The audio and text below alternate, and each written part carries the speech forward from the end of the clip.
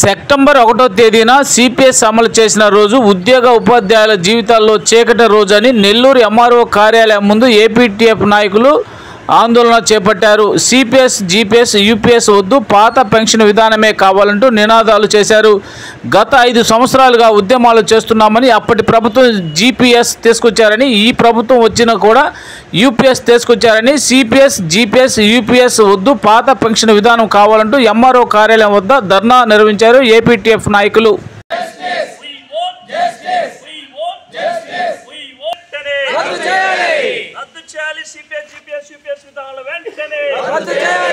ఉపాధ్యాయ ఉద్యోగ కార్మికుల పట్ల ప్రభుత్వ నిర్లక్ష్య వైఖరి, ఉద్యోగ ఉపాధ్యాయ కార్మిక పెన్షన్ల పట్ల ప్రభుత్వ నిర్లక్ష్య వైఖరి.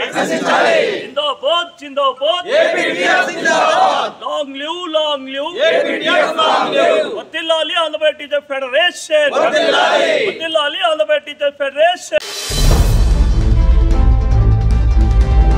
సెప్టెంబర్ 1వ తేదీన ఈ సిపిఎస్ పుట్టిన దుర్దినం రోజున ఇది రద్దు చేయాలనే ఉద్దేశంతో పోరాటం చేస్తూ రాష్ట్ర సంఘం పిలుపు మేరకు పాత తాలూకా కేంద్రాలలో, రాష్ట్రంలోనే అన్ని పాత తాలూకా కేంద్రాలు ఏపీటీఎఫ్ ధర్నా కార్యక్రమంలో భాగంగా ఈరోజు నెల్లూరు జిల్లాలోనే ఈ నెల్లూరు రూరల్ పాత తాలూకా కేంద్రంలో ఇక్కడ చుట్టుపక్కల మండలాల ఉపాధ్యాయులందరితో ఈ యొక్క సిపిఎస్, జిపిఎస్, యూపీఎస్ రద్దు చేయాలని చెప్పి ఇక్కడ నిరసన కార్యక్రమాన్ని నా పేరు దశరథరాములు, ఏపీటీఎఫ్ జిల్లా అధ్యక్షులు.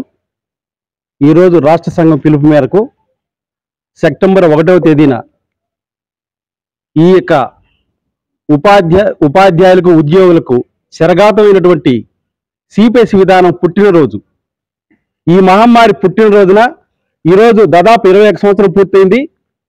ఈ యొక్క ఉద్యోగుల ఉపాధ్యాయులకు కూడా ఇది ఒక శరఘాతం లాంటిది. కాబట్టి ఈరోజు కూడా ఆనాటి నుంచి కూడా ఉద్యోగులు ఈ సిపిఎస్ రద్దు చేయమని పోరాటం చేస్తూ ఉన్నారు.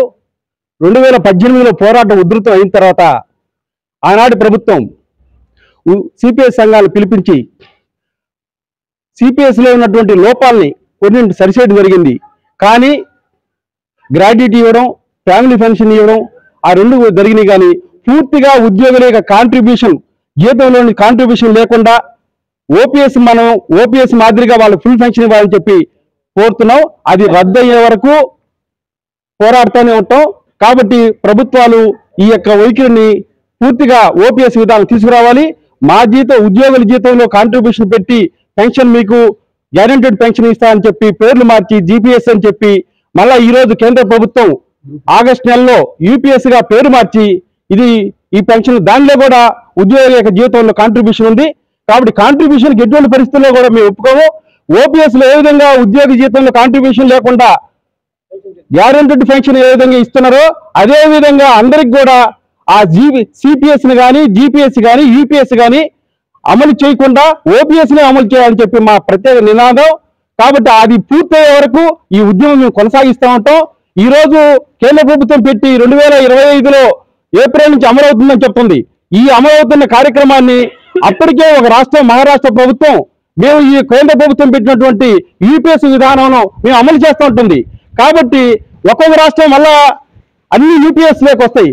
కాబట్టి ఇప్పుడు ఈ రాష్ట్ర ప్రభుత్వం కూడా ఎన్డీఏలో భాగస్వామ్యం. కాబట్టి ఈ రాష్ట్ర ప్రభుత్వాన్ని కూడా మేము హెచ్చరిస్తున్నాం. మీరు కూడా ఎటువంటి పరిస్థితుల్లో ఈ యూపీఎస్ పద్ధతికి పోకుండా పాత పెన్షన్ పద్ధతి విధానానికి రావాలని చెప్పి, అదే కాకుండా ఉప ముఖ్యమంత్రి పవన్ కళ్యాణ్ గారు ఆ రోజు ఎన్నికల హామీలో కూడా చెప్పారు, సిపిఎస్ ని మీకు రద్దు చేయించి ఓపీఎస్ ఇప్పిస్తాం, మీకు న్యాయం చేస్తామని చెప్పారు. కాబట్టి మేము కూడా ముందు జాగ్రత్త చర్యగా ఈ యూపీఎస్లకి, జిపిఎస్లకి మేము ఎటువంటి రద్దు చేసి చివరిగా ఓపీఎస్ వచ్చే వరకు మేము పోరాటం చేస్తాం. ఈ పోరాటం ఆగదని చెప్పి మేము ప్రభుత్వాన్ని హెచ్చరిస్తున్నాం. సెప్టెంబర్ 1 అనేటటువంటిది ఉపాధ్యాయ ఉద్యోగ కార్మిక పెన్షనర్ల పట్ల ఒక దుర్దినంగా, ఒక చీకటి రోజుగా ఆంధ్రప్రదేశ్ టీచర్స్ ఫెడరేషన్ వ్యాఖ్యానించడానికి, తెలియజేయడానికి ఎక్కడ కూడా అధైర్యపడడం లేదు, ఆలోచించడం లేదని చెప్పి తెలియజేస్తూ, ఒక ఉద్యోగస్తుడు ఉద్యోగంలోకి చేరిన తర్వాత ప్రభుత్వానికి ప్రజలకు మధ్య వారధిగా ఉంటున్నటువంటి ఉపాధ్యాయుడు లేదా ఉద్యోగి 30 సంవత్సరాల పాటు 40 సంవత్సరాల పాటు తన జీవితాన్ని మొత్తాన్ని కూడా ప్రభుత్వాలు విడుదల చేసేటటువంటి జీవోలని ఇంప్లిమెంటేషన్ చేసే పరిస్థితిలో ఉన్నటువంటి ఉపాధ్యాయ ఉద్యోగ వర్గాన్ని వారికి అవసరమైనంత మేర ఉపయోగించుకొని చివరిలో పెన్షన్ లేకుండా చేరేటువంటి ఒక దుర్మార్గమైన ఆలోచనకు 2003లో అంకురార్పణ జరిగింది. కాబట్టి ఆ రోజు నుంచి ఇప్పటికీ సెప్టెంబర్ 1ని మేము చీకటి రోజుగా, ఒక దుర్దినంగా, రాజ్యం పాలకులు ఎప్పుడు కూడా ప్రభుత్వాల్లో పనిచేసినటువంటి ఉద్యోగులకి ఉపాధ్యాయుల్ని ఇబ్బందులకు గురి చేయడమే తప్ప వారి యొక్క క్షేమ సమాచారాన్ని కోరుకునేటువంటి పరిస్థితుల్లో ఈరోజు రాజ్యం లేదనేటటువంటి అంశాన్ని తెలియజేయడానికి ఏపీటీఎఫ్ ఎక్కడ కూడా సంకోచించడం లేదని తెలియజేస్తూ ఉన్నాం. పిఎఫ్ఆర్డిఏ చట్టాన్ని 2003లో ఇంప్లిమెంటేషన్ చేసి ఆ చట్టంలో అంతవరకు 30-40 సంవత్సరాల పాటు పనిచేసినటువంటి ఉపాధ్యాయుడు లేదా ఉద్యోగి విరమణ పొందే సమయంలో తను ఏదైతే చివరి నెల జీతాన్ని తీసుకుంటున్నాడో ఆ జీతంలో సగాన్ని 50%ని తను పెన్షన్గా తన జీవితాంతం తీసుకునేటువంటి అవకాశం ఉండే. అదేవిధంగా రిటైర్ అయినటువంటి ఉద్యోగి లేదా ఉపాధ్యాయుడు దానికి డిఆర్ని తీసుకుంటూ వారి జీవితాన్ని 30-40 సంవత్సరాల పాటు సేవ చేశాడు. కాబట్టి వృద్ధాప్యంలో సమాజంలో నేడు బిడ్డలు, మనవళ్ళు, మనవరాళ్ళు ఎవరి జీవితాన్ని వాళ్ళు సుఖంగా జీవిస్తూ పోతుంటే వృద్ధాప్యంలో ఉన్నటువంటి తల్లిదండ్రి ఇబ్బందులకు పోతారు. కాబట్టి వారిని ఆదుకోవడానికి నాడు అనేక ఉద్యమాలు చేసి దాంట్లో కీలక భూమికగా ఆంధ్ర రాష్ట్ర చరిత్రలో ఏపీటీఎఫ్ ఒక చారిత్రాత్మకమైనటువంటి ఉద్యమాన్ని చేసి ఆ పెన్షన్ని పొందడం జరిగింది. ఈరోజు ప్రభుత్వాలు సిపిఎస్, ఓపీఎస్, జిపిఎస్, యూపీఎస్ అంటున్నాయి. పాలకులు ఉపాధ్యాయ ఉద్యోగ కార్మిక పెన్షనర్లకి భిక్ష ఇవ్వడం లేదనేటటువంటి అంశాన్ని రాజ్యం తెలుసుకోవాల్సిన అవసరం ఉంది. ఏదైతే మేము పనిచేసామో మా కష్టార్జితాన్ని మాకు ఇస్తున్నారు తప్ప మీ తాలూకు మీరు దోచుకున్నలాగా, మీరు దాచుకున్న విధంగా ఉపాధ్యాయ ఉద్యోగ సమాజం నేడు లేదని చెప్పి తెలియజేస్తూ ఉన్నాం. అందుకే పిఎఫ్ఆర్డిఏ చట్టాన్ని దేశవ్యాప్తంగా ఉపాధ్యాయ ఉద్యోగ కార్మిక పెన్షనర్ల వర్గం వ్యతిరేకించి ఉద్యమాలు చేస్తే వాటన్నిటిని కూడా తోసిరాజని పార్లమెంటులో అత్యంత దుర్మార్గంగా పిఎఫ్ఆర్డిఏ బిల్ని ఏర్పాటు చేసుకోవడం జరిగింది. అయితే దానిలో ఒక దుర్మార్గమైనటువంటి మరో అంశాన్ని నాడే వాళ్ళు పెట్టడం జరిగింది.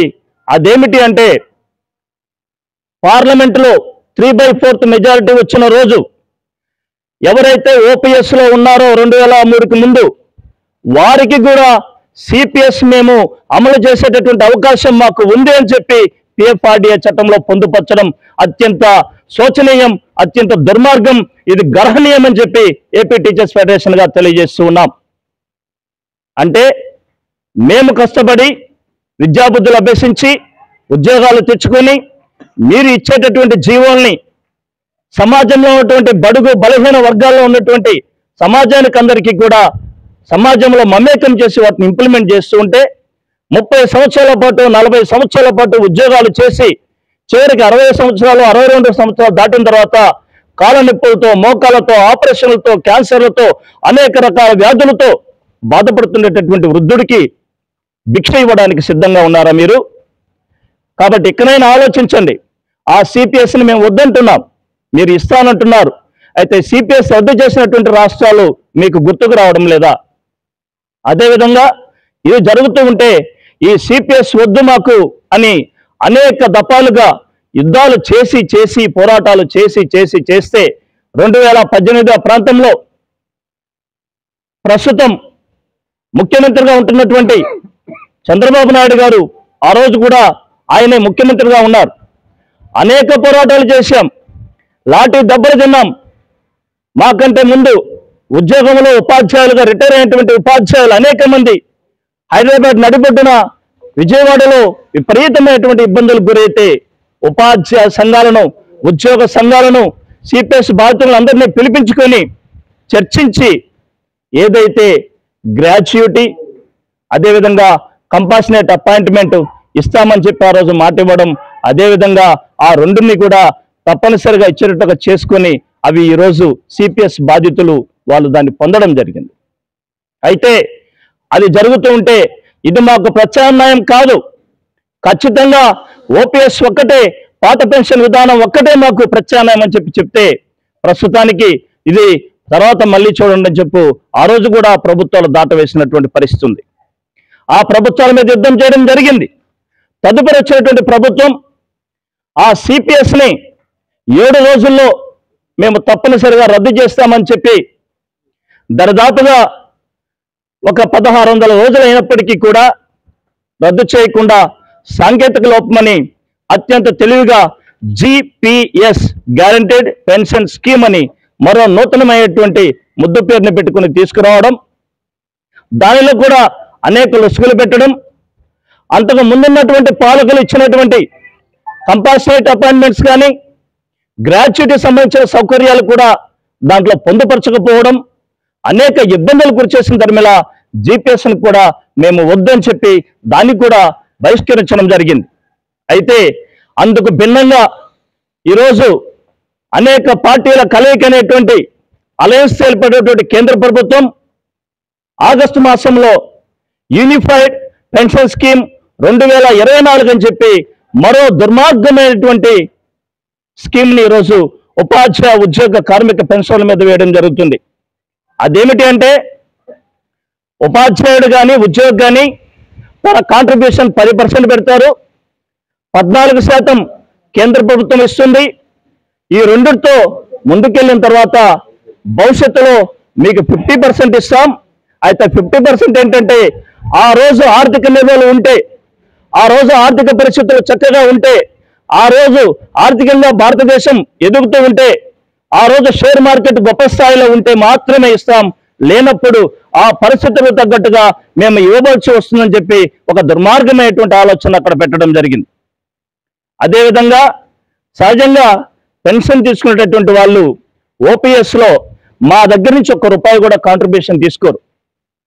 అయితే సిపిఎస్ ఉన్నటువంటి వాళ్ళు రిటైర్ అయితే పరిస్థితి ఏంటంటే 100% వాళ్ళకి వస్తే 60% వాళ్ళకి ఇచ్చి 40% తీసుకెళ్లి బ్యాంకుల్లో పెట్టి దాని నుంచి వచ్చినటువంటి ఇంట్రెస్ట్ని ఈ సిపిఎస్లో ఎవరైతే చనిపోతారో, కుటుంబం చనిపోతారో ఆ బాధితులకి, ఆ కుటుంబ సభ్యులకి పెన్షన్ ఇవ్వడం జరుగుతుంది.